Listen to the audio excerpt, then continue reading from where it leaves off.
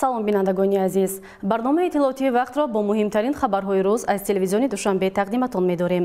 дар студия бо шумо Меҳринисои Абдуҳомид. таваҷҷӯҳ намоед ба сархати хабарҳо. иштирок ва суханронии президенти ҷумҳурии Тоҷикистон пешвои миллат муҳтарам Эмомалӣ Раҳмон дар ҷаласаи созмони ҳамкории Шанхай. мулоқоти президенти ҷумҳурии Тоҷикистон пешвои миллат муҳтарам Эмомалӣ Раҳмон дар шаҳри Тянҷини ҷумҳурии мардумии Чин бо роҳбарони як қатор давлатҳо. ташкили чорабиниҳои ҷашнӣ ба муносибати солгарди истиқлоли давлатӣ дар сохтору мақомоти гуногун. ин навбат бо иштироки хизматчиёни ҳарбӣ.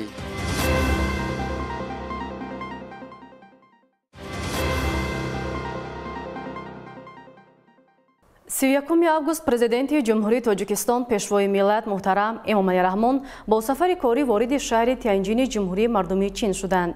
дар фурудгоҳи байналмилалии Тянҷин президенти ҷумҳурии Тоҷикистон муҳтарам Эмомалӣ Раҳмонро намояндагони воломақоми ҷумҳурии мардумии Чин гарму самимӣ истиқбол гирифтанд. 31 август президенти ҷумҳурии Тоҷикистон пешвои миллат муҳтарам Эмомалӣ Раҳмон бо сафари корӣ вориди шаҳри Тянҷини ҷумҳурии мардумии Чин шуданд. дар фурудгоҳи байналмилалии Тянҷин президенти ҷумҳурии Тоҷикистон муҳтарам Эмомалӣ Раҳмонро намояндагони воломақоми ҷумҳурии мардумии Чин гарму самимӣ истиқбол гирифтанд. ба ифтихори меҳмони олиқадр майдони фурудгоҳ бо парчамҳои давлатӣ оро ёфта қаровули фахрӣ саф ороста буд. ضمن این سفر سرور دولت محترم امامعلی رحمان در واخوری سران دولت‌های اعضای سازمان همکاری شانگهای و دیگر چاره‌بینی‌های بین‌المللی اشتراک نموده یک قطار ملاقات‌های دو جانبه انجام می‌دهند.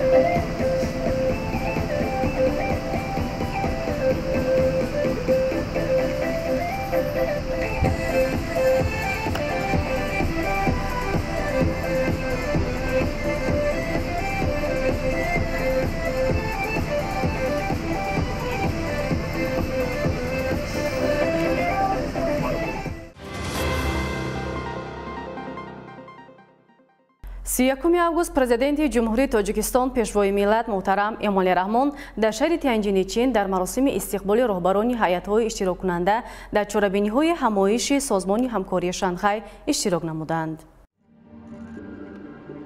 31 август президенти ҷумҳурии Тоҷикистон пешвои миллат муҳтарам Эмомалӣ Раҳмон дар шаҳри Тянҷини ҷумҳурии мардумии Чин дар маросими истиқболи роҳбарони ҳайатҳои иштироккунанда дар чорабиниҳои ҳамоиши созмони ҳамкории Шанхай иштирок намуданд. раиси ҷумҳурии мардумии Чин муҳтарам Си Ҷинпин дар маркази байналмилалии Мейцзян сарвари давлати мо муҳтарам Эмомалӣ Раҳмонро истиқбол гирифтанд ва сипас аксгирии якҷояи роҳбарони ҳайатҳо ва барномаи консертӣ баргузор шуд.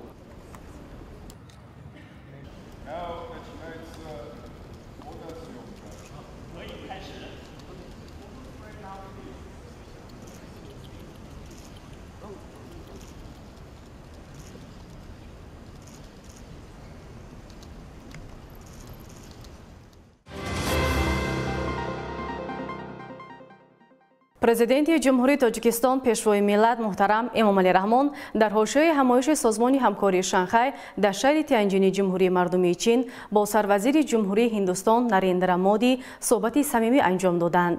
зимнан доир ба густариши робитаҳои сиёсӣ, тиҷоратию иқтисодӣ ва фарҳангию башарии табодули афкор сурат гирифт. сарони ҳарду давлат аз раванди рушди муносибатҳои гуногунҷанбаи Тоҷикистону Ҳиндустон изҳори қаноат намуданд.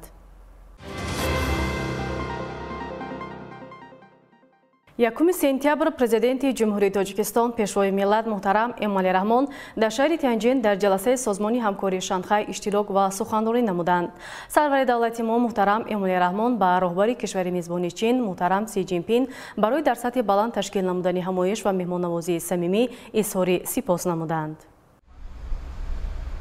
یکم سپتامبر پرزیدنت جمهوری تاجیکستان پیشوای ملت محترم امامعلی رحمان در شهر تیانجین در جلسه سازمان همکاری شانگهای اشتراک و سخنرانی نمودند.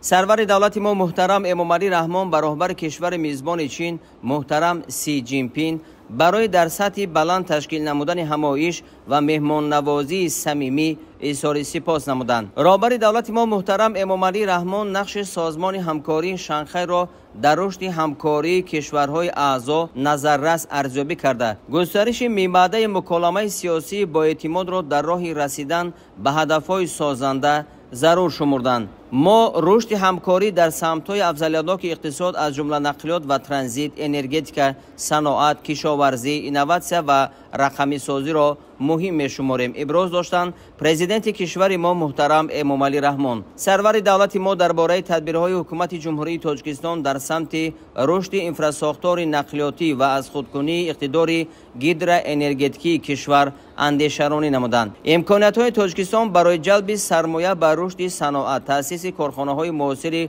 کارکرد ذخیره‌های کندنی‌های فایده‌ناک و بخش اگروصنعتی معرفی کرده شد. رهبر دولت با در نظر داشت امکانات‌های محیط طبیعی تاجیکستان اشتراکداران همایش را به همکاری گسترده در ساحه سیاحی بخصوص سیاحی اکولوژی، کوهنوردی و طبابتی دعوت نمودند. ضمن تحلیل وضع تامین امنیت منطقوی همکاری کشورهای اعضای سازمان در مبارزه مشترک با تروریسم، اکستریمیسم، سپاراتیسم و رادیکالیسم در همه ظهورات آن، اینچنین با تهدیدهای کیبری، گردش غیرقانونی مواد مخدر و دیگر نمودهای فعالیت جنایتکاری فراملی ضرور شمرده شد. تاکید گردید که سازشنامه‌ها اید به تأسیس مرکز ضد مخدراتی سازمان همکاری شانگهای و مرکز یونیورسالی مبارزه با خطرها و تهدیدهای امنیتی کشورهای اعضای سازمان همکاری شانگهای که امروز به امضا رسید، دورنمای نو را برای همکاری دولت‌ها در سمت‌های ذکر شده باز می نماید. پیشوای ملت از رهبران کشورهای اعضای سازمان همکاری شانگهای در رابطه با دستگیری از قرار شورای سران دولت‌های اعضا جهت تأسیس مرکز ضد مخدراتی سازمان در دوشنبه اظهار سپاس نمودند. گفته شد که با مقصد گسترش همکاری بسیار جانبه در مبارزه با تروریسم و منبع‌های مبلغ‌گذاری آن با تشبث تاجیکستان و دستگیری سازمان ملل متحد روند دوشنبه اید به مبارزه با تروریسم فعالانه پیش برده می شود. پرزیدنت کشور ما محترم امامعلی رحمان بار دیگر موقع استوار و تغییرناپذیر تاجیکستان را در سمت حل وضع مرکب در شرق نزدیک و دیگر کشورهای جنگ زده تاکید نمودند. سرور دولت ما اظهار داشتند که مذاکرات و مکالمه راه یگانه حل همه بحران‌ها و نزاع‌ها میباشند. در بخش فرهنگ تقویت همکاری فرهنگی و بشردوستانه با لایحه‌های نو تعلیمی و اجتماعی امر مهم دانسته شد. در این ضمن از شریکان دعوت کرده شد که در فورم جوانان کشورهای سازمان همکاری شانگهای که سال آینده در تاجیکستان برگزار می‌گردد اشتراک نمایند. رهبر دولت محترم امامعلی رحمان از تشبث‌های جهانی کشور ما از جمله در سمت حل مشکلات مربوط به آب آشامیدنی و حفظ پریخ‌ها یادآور شده. تاکید نمودند که تاجیکستان زیاده از 20 سال است که مسائل جهانی مربوط به ذخیره‌های آبی، اقلیم و رشد استوار را پیش میبرد. از جمله میدان‌های بین‌المللی روند آب دوشنبه و روند دوشنبه اید به حفظ پریخ‌ها را رشد می‌دهد. پیشبرد تشبث تاجیکستان اید به قبول قطعنامه مخصوص مجمع عمومی سازمان ملل متحد درباره اعلان 10 ساله تحکیم صلح به خاطر نسل‌های آینده ادامه تدبیرهای بشردوستانه کشور ما نامیده شد. پرزیدنت کشور محترم امامعلی رحمان ضرورت همیاری زیچ کشورهای عائله سازمان همکاری شانگهای، سازمان ملل متحد، تشکیلات‌های شریک منطقوی و دیگر جانب‌های منفعت‌دار را تاکید نمودند.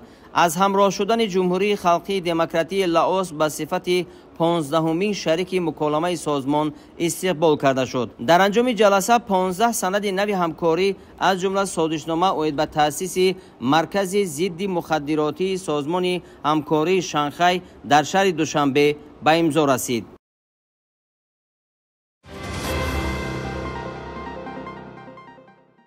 1 сентябр дар шаҳри Тянҷин президенти ҷумҳурии Тоҷикистон пешвои миллат муҳтарам Эмомалӣ Раҳмон дар ҳошияи ҷаласаи шӯрои санои давлатҳои аъзои созмони ҳамкории Шанхай бо президенти Бонки Осиёии сармоягузориҳои инфраструктурӣ Ҷин Литсюн мулоқот намуданд.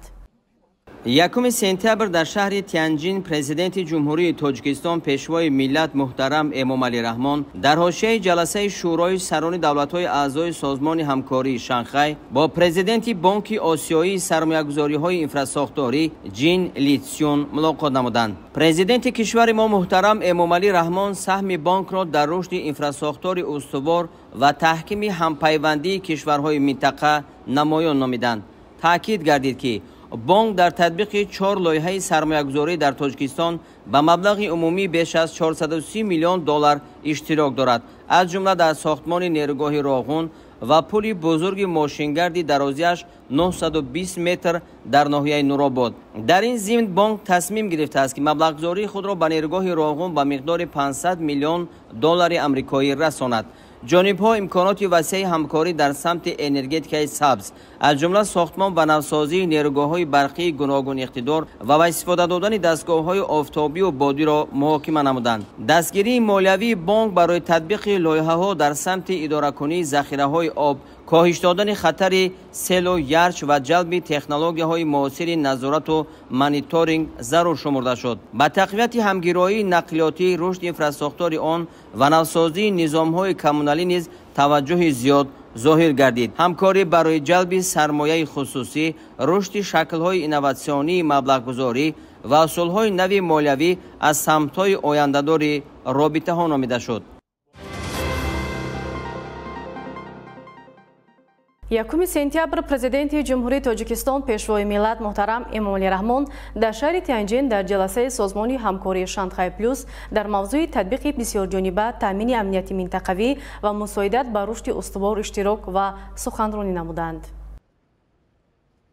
1 сентябр президенти ҷумҳурии Тоҷикистон пешвои миллат муҳтарам Эмомалӣ Раҳмон дар шаҳри Тянҷин дар ҷаласаи созмони ҳамкории Шанхай плюс дар мавзӯи татбиқи бисёрҷониба, таъмини амнияти минтақавӣ ва мусоидат ба рушди устувор иштирок ва суханронӣ намуданд.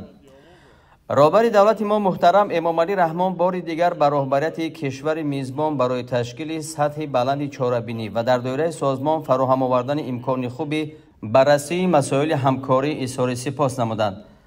муҳтарам Эмомалӣ Раҳмон оид ба нақши созмони ҳамкории Шанхай дар рушди ҳамкории гуногунҷанба андешаронӣ карда, таваҷҷӯҳи роҳбарони кишварҳо ва намояндагони воломақоми созмонҳои иштирокдори ҳамоишро ба масъалаҳои мубрам ва ҳалли мушкилоти глобалӣ ҷалб намуданд. ба таваҷҷӯҳи иштирокдорони ҷаласаи созмони ҳамкории Шанхай плюс тадбирҳои то имрӯз анҷомдодаи Тоҷикистон дар соҳаҳои афзалиятноки нақлиёт, гидроэнергетика, саноат ва дигар самтҳо расонда шуд. даъват карда шуд ки бар зидди таҳдиду хатарҳои ҷаҳони муосир ҳамкории муштарак тақвият дода шавад. роҳбари давлати мо муҳтарам Эмомалӣ Раҳмон ҳамчунин аз ташаббусҳои ҷаҳонии Тоҷикистон аз ҷумла дар самти ҳалли мушкилоти вобаста ба оби ошомиданӣ ва ҳифзи перяхҳо ёдовар шуда, ҳамаи кишварҳо ва созмону ниҳодҳои минтақавию ҷаҳонии алоқамандро ба ҳамкории самарабахш даъват намуданд.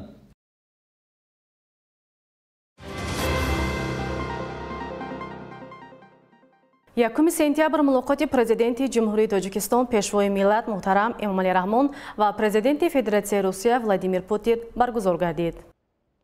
1 сентябр мулоқоти президенти ҷумҳурии Тоҷикистон пешвои миллат муҳтарам Эмомалӣ Раҳмон ва президенти Федератсияи Русия Владимир Путин баргузор гардид. зимни суҳбат ҷонибҳо масъалаҳои мубрами муносибатҳои дуҷонибаро баррасӣ намуда, доир ба натиҷаҳои ҳамоиши созмони ҳамкории Шанхай табодули афкор намуданд. масъалаҳои алоҳидаи рӯзномаи байналмилалӣ ва минтақавӣ низ мавриди таваҷҷӯҳ қарор гирифт. ҳамчунин масъалаҳои вобаста ба ҳамоишҳои дар пешистодаи сатҳи олӣ баррасӣ шуд.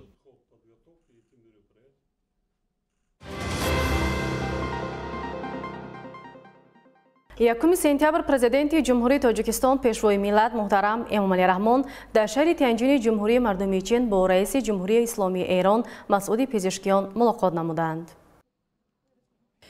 1 сентябр президенти ҷумҳурии тоҷикистон пешвои миллат муҳтарам эмомалӣ раҳмон дар шаҳри Тянҷини ҷумҳурии мардумии Чин бо раиси ҷумҳурии исломии Эрон Масъуди Пизишкиён мулоқот намуданд.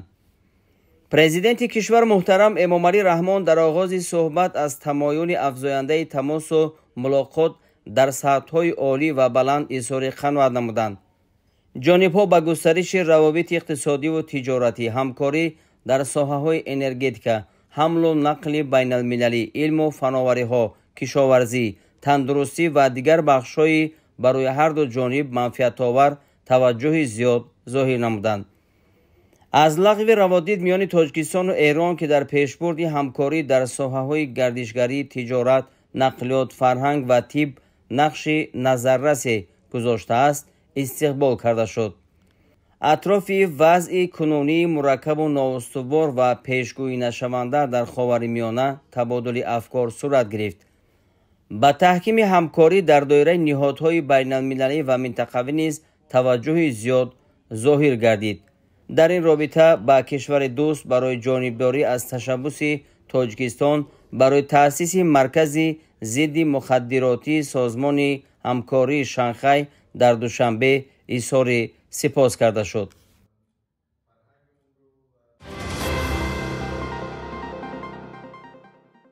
1 сентябр президенти ҷумҳурии Тоҷикистон пешвои миллат муҳтарам Эмомалӣ Раҳмон дар шаҳри Тянҷини ҷумҳурии мардумии Чин бо роҳбарони як қатор давлатҳо суҳбатҳои самимӣ доир карданд.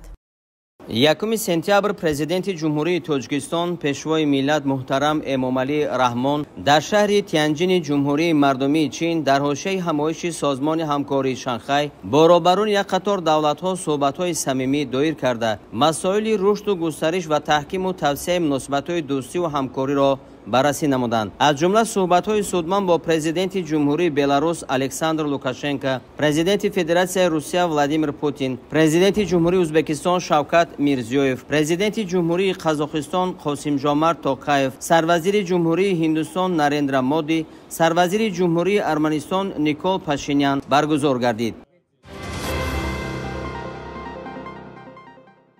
президенти ҷумҳурии Тоҷикистон пешвои миллат муҳтарам Эмомалӣ Раҳмон дар шаҳри Пекин дар доираи сафари корӣ ба ҷумҳурии мардумии Чин бо сарвазири ҷумҳурии Исломии Покистон муҳтарам Шаҳбоз Шариф мулоқот намуданд. зимни суҳбат ҳолати кунунӣ ва дурнамои ҳамкории миёни ду кишвар баррасӣ шуд.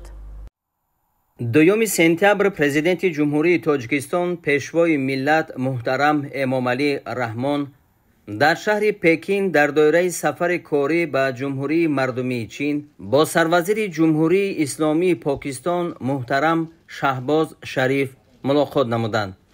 зимни суҳбат ҳолати кунунӣ ва дурнамои ҳамкории миёни ду кишвар баррасӣ шуд. президенти кишвари мо муҳтарам Эмомалӣ Раҳмон алоқамандии Тоҷикистонро ба рушду тавсеяи муносибатҳои гуногунҷанбаи Тоҷикистону Покистон таъкид намуданд.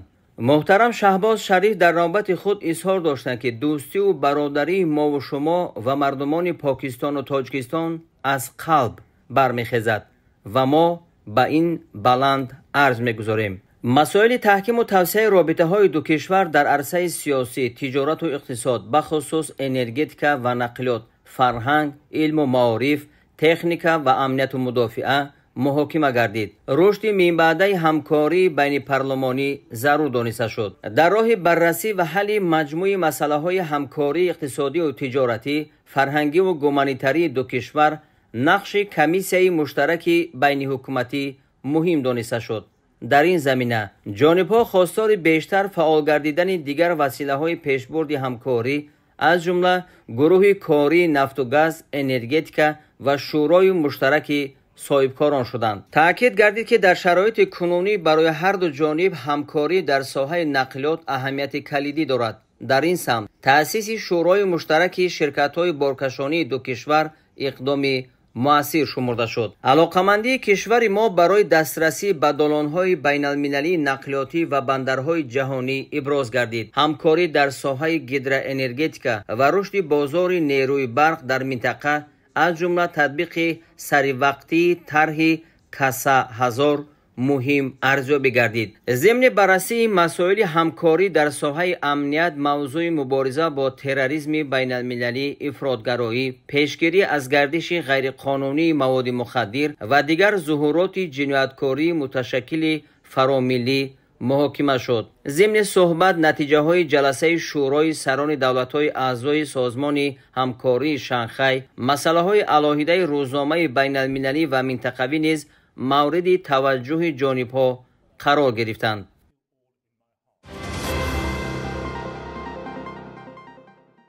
دوم سپتامبر президенти ҷумҳурии Тоҷикистон пешвои миллат муҳтарам Эмомалӣ Раҳмон дар шаҳри Пекин бо раиси ҷумҳурии мардумии Чин муҳтарам Си Ҷинпин мулоқот намуданд. дар вохӯри маҷмӯаи масоили ҳамкории дуҷонибаву бисёрҷонибаи Тоҷикистону Чин аз ҷумла робитаҳо дар чаҳорчӯбаи созмонҳои байналмилалию минтақавӣ бо таваҷҷӯҳи зиёд ба рӯзномаи созмони ҳамкории Шанхай баррасӣ шуд. президенти кишвари мо муҳтарам Эмомалӣ Раҳмон таъкид доштанд ки мо саҳми шоистаи шуморо ҷаноби Си Ҷинпин дар тавсеяи ҳамкории гуногунҷанбаи кишварҳоямон баланд арзёбӣ менамоем. таъкид гардид ки бо вуҷуди шароити мураккаби геосиёсии созмони ҳамкории Шанхай дар таъмини амну субот ва густариши робитаҳои судманди байнидавлатӣ саҳми худро мегузорад. сарвари давлати мо бо таъкиди дастгирии ташаббуси нави идораи глобалии раиси ҷумҳурии мардумии Чин изҳор доштанд ки ин ташаббус бо талошҳои пайвастаи ҷониби Тоҷикистон ҷиҳати таъмини волояти қонун, сулҳи комил, амният ва рушди устувор ҳамсон аст ва барои пешбурди ҳадафҳои муштараки мо зарфияти зиёд дорад. ҷонибҳо аз такмили абзори ҳамкорӣ дар қолаби Осиёи марказӣ Чин изҳори қаноатмандӣ намуданд. ҳамкории ду кишвар дар соҳаҳои гидроэнергетика низ аз масъалаҳои авлавиятнок буд. тавсияи ҳамкории байниминтақавӣ ҷавобгӯи манфиатҳои муштарак арзёбӣ гардид. рушди робитаҳо дар соҳаҳои фарҳанг, маориф, илму техника ва сайёҳӣ ба мақсад мувофиқ дониста шуд. таъкид гардид ки дар самти таъмини амният ва мубориза бо таҳдиду хатарҳои муосир ҳар ду кишвар мавқеи ҳамсон доранд. мулоқот дар фазои дӯстиву самимият ҷараён гирифт. бо мақсади иҷрои қарори ҳукумати ҷумҳурии Тоҷикистон аз 24 июни соли 2025 дар бораи омодагӣ ва баргузории форуми байналмилалии сармоягузории Душанбе Инвест 2025 инчунин ҷалби сармоягузориҳои мустақими хориҷӣ ба соҳаҳои мухталифи иқтисодиёти шаҳр, муаррифии имкониятҳои сармоягузорӣ ва рушди соҳибкорӣ дар шаҳри Душанбе, қарори раиси шаҳри Душанбе дар бораи баргузор намудани форуми байналмилалии сармоягузории Душанбе Инвест 2025 ба имзо расидааст. дар асоси ин қарор форуми байналмилалии сармоягузории Душанбе Инвест 2025 рӯзҳои 14-16 октябри соли 2025 дар шаҳри Душанбе баргузор карда мешавад. зимнан нақшаи чорабиниҳои мақомоти иҷроии ҳокимияти давлатии шаҳри Душанбе оид ба омодагӣ ва баргузории форуми байналмилалии сармоягузории Душанбе Инвест 2025 ҳайати кумитаи тадорукот ва ҳисобномаи хароҷотии баргузории он тасдиқ гардидааст. муовини якум муовинони раиси шаҳри Душанбе, роҳбари дастгоҳи раиси шаҳри Душанбе, раисони ноҳияҳои шаҳр, роҳбарони воҳидҳои сохтории дастгоҳи раиси шаҳр ва мақомоти иҷроии ҳокимияти давлатии шаҳри Душанбе вазифадор шуданд ки дар ҳамкорӣ бо сохторҳои дахлдори шаҳрӣ ва ҷумҳуриявӣ ҷиҳати дар сатҳи баланди ташкилӣ доир намудани форуми мазкур тадбирҳо андешанд. сарёсати вазорати молияи ҷумҳурии Тоҷикистон дар шаҳри Душанбе муаззаф шудааст ки аз ҳисоби маблағҳои сметаи хароҷотӣ раисати сармоягузорӣ ва идораи молу мулки давлатии мақомоти иҷроии ҳокимияти давлатии шаҳри Душанбе барои гузарондани форуми мазкур маблағи 838,060 сомониро ҷудо намояд.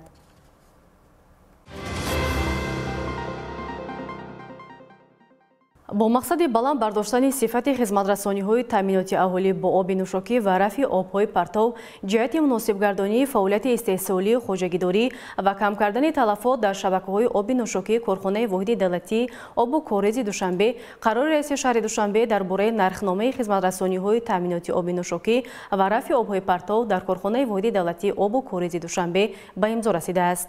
дар асоси қарори мазкур нархномаҳои хизматрасониҳои таъминоти оби нӯшокӣ ва қабули рафъи обҳои партов дар корхонаи воҳиди давлатии обу корези Душанбе тасдиқ гардидааст. корхонаи воҳиди давлатии обу корези Душанбе вазифадор шудааст ки пардохти ҳаққи хизматрасониҳои таъминоти оби нӯшокӣ ва рафъи обҳои партовро тибқи нархномаҳои заминагарида аз 1 сентябри соли 2025 амалӣ намояд.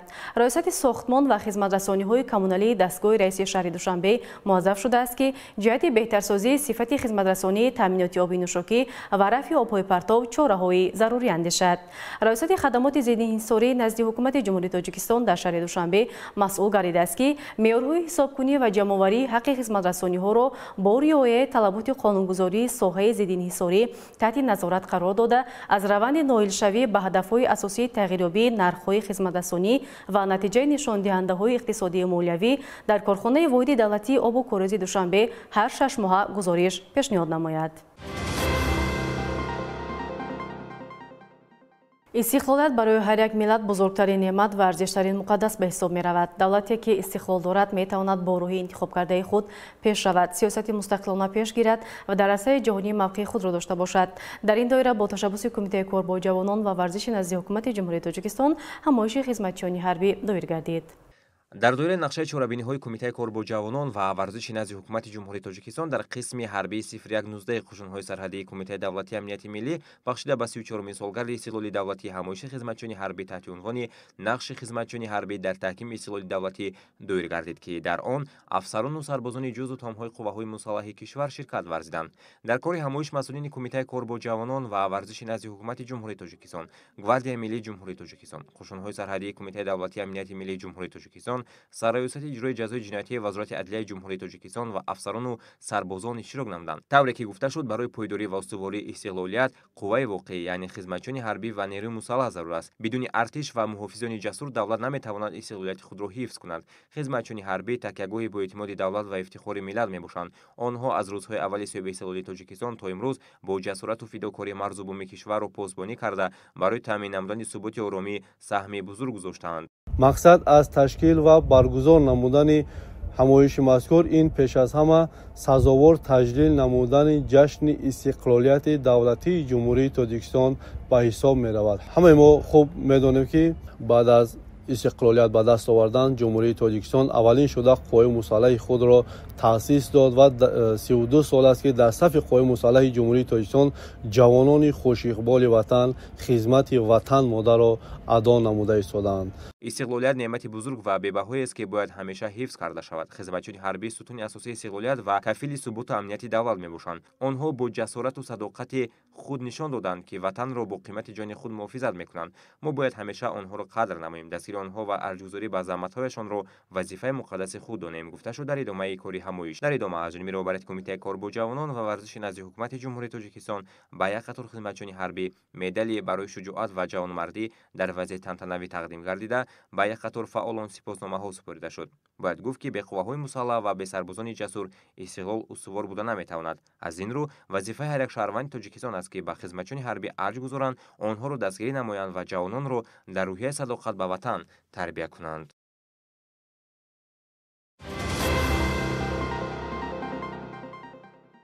در مؤسسه‌های تحصیلاتی تا مکتبی حدود پایتخت نیز به مناسبت جشن استقلال دولتی همایش‌های معرفتی تشکیل و برگزار کرده می‌شود. ضمناً در مؤسسه تحصیلاتی تا مکتبی رقم 127 ناحیه فردوسی چهاربینی فرهنگی سازمان داده شد.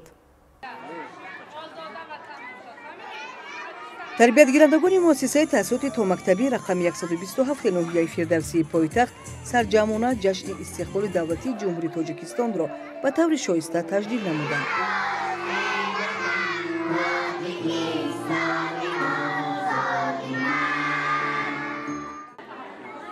چهاربینی دانه در این مؤسسه تا مکتبی با قرائت شعر از جانب خردسالان آغاز گردید. برنامه رنگین فرهنگی را تربیتگیرندگان پیشنهاد همسالان خود نمودند که خیلی جالب و رنگین بود.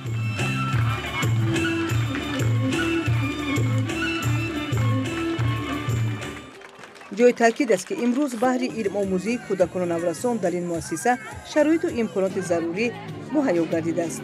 نسل نورس کشور می تواند علم آموخته دانش مهارت خود را صیقل دهد.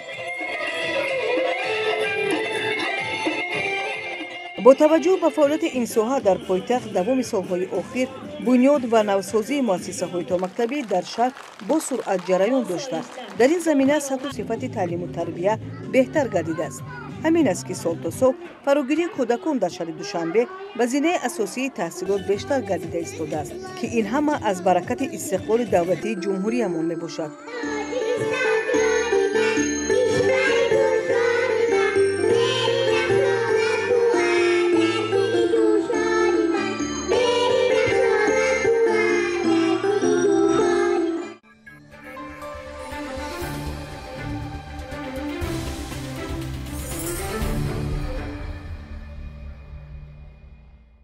شام 1 سپتامبر در ورزشگاه مرکزی شهر حصار دسته‌های منتخب تاجیکستان و افغانستان در دوره بازی‌های گروهی بین هم رقابت کردند. همکارمان غنچه‌گل نورعلی‌زاده شرح بیشتر می‌دهد. منتظر بودم کشورمون در دوره دور دوم بازی‌های گروهی در مقابل تیم مسابقه دوم جام ملت‌های کاف ادامه دارد. در ورزشگاه مرکزی شهر حصار دسته‌های منتخب تاجیکستان و افغانستان بین هم رقابت نمودند. یکاچنین تاجیکستان بازی را فعالانه آغاز نموده از دقیقه‌های اول تشبث را به دست گرفت و فشار خود را بالای دروازه حریف زیاد می‌کرد. نهایت در دقیقه 24 داور بازی برای ویران کردن قاعده در جریمه‌گاه دسته افغانستان پنالتی تعیین نمود. نیمه‌وقتگری تیم ملی تاجیکستان احسان پنجشنبه با ضربه دقیق حساب را 1-0 به نفع میزبانان باز نمود. قسم اول با همین نتیجه به پایان رسید. در قسم دوم نیز شاگردان سرمربی گیلا شکلادزه باز هم فعالتر هنرنمایی کرده حمله‌های پای در پای انجام می‌دادند. هرچند امکانات‌های زیادی گلزنی فراهم آمدند ولی بازیگران تاجیکستان تا دقیقه‌های ایلوگی نتوانستند بار دیگر توپ را به دروازه رقیب وارد سازند. نهایت در لحظه‌های آخری بازی شروانی مبادشایف با زدن گل دوم نقطه نهایی را در واخوری گذاشت. این پیروزی اولین موفقیت تیم ملی تاجیکستان در مسابقه جام کاف 2025 به حساب می رود. در دوره سوم مسابقه منتخب تاجیکستان با تیم پرقدرت ایران رقابت می کند در حالی که افغانستان با هندوستان روبرو خواهد شد.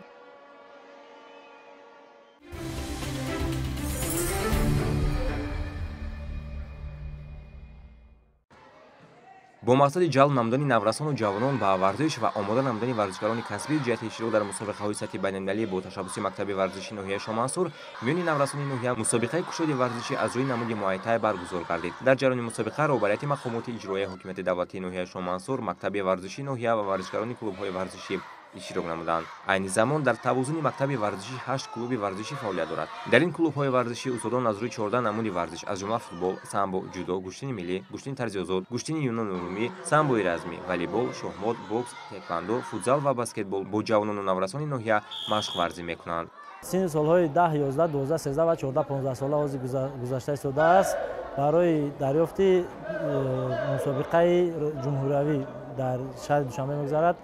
ادبار مقصد کرده هستیم که بچه‌ای که جای سزاوار جای اول میشن اشتراک بر چمپیونات جمهوری اشتراک نمایند. از نمود ماده از سن 8 9 ساله سر کرده تا 18 بالا اشتراک می‌کنند تا 35 ساله اشتراک می‌کنند. در جمهوری خود ما هم در نمود ماده شوق و رغبت ورزشکاران به نهایت بسیار است.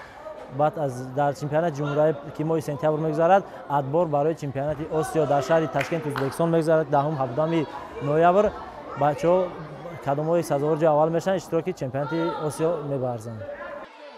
مورد به ذکر است که در دوران 20 ساله با شرافت ورزشکاران تاجیک 6450 مرتبه پرچم دولتی جمهوری تاجیکستان در مسابقه‌های سطح بین‌المللی بلند برداشته شده، زیاده از 2000 مرتبه سرود ملی به خاطر دستاورد آنها در مسابقه‌های سطح بین‌المللی داخلی و خارجی صدا داده است. از جانب مکتب ورزشی ناحیه شامنصور به افتخار 34 سالگرد استقلال دولتی از روی 9 نمود ورزش مسابقه‌های کشاد دایر گردیده تمام غالبان با توفیق قدردانی گردیدند. من در امروز در مسابقه ناحیوی در موای تای سزاوار جای اول شدم و من میخواهم که تمرینات خودم را بسیار کنم و در دیگر ارگانیزاسیون‌های بلند اشتراک کرده و مدال طلا برگردم. ساحه ورزش یکی از سمت‌های افزایش‌ناک سیاست اجتماعی دولت و حکومت کشور به حساب رفته، سمت اساسی آن تحکیم بخشیدن به طرز حیاتی سالم و آماده‌سازی ورزشکاران کسبی تاجیک برای اشتراک در مسابقه‌های بین‌المللی میباشد. در این روز به غالبان مسابقه کشتی ورزشی از روی نمود موای تای در وزن‌های گوناگون غالبان از جانب رهبریت مقامات اجرایی حکومت دولتی ناحیه شامنصور و مکتب ورزشی ناحیه مدال و دیگر تحفه‌های خاطره‌ای تقدیم شد. بینندگان عزیز، این بود همه آن خبر و گزارش‌هایی که طول چند لحظه تقدیم شما نمودیم. خانه آباد و سربلند باشید.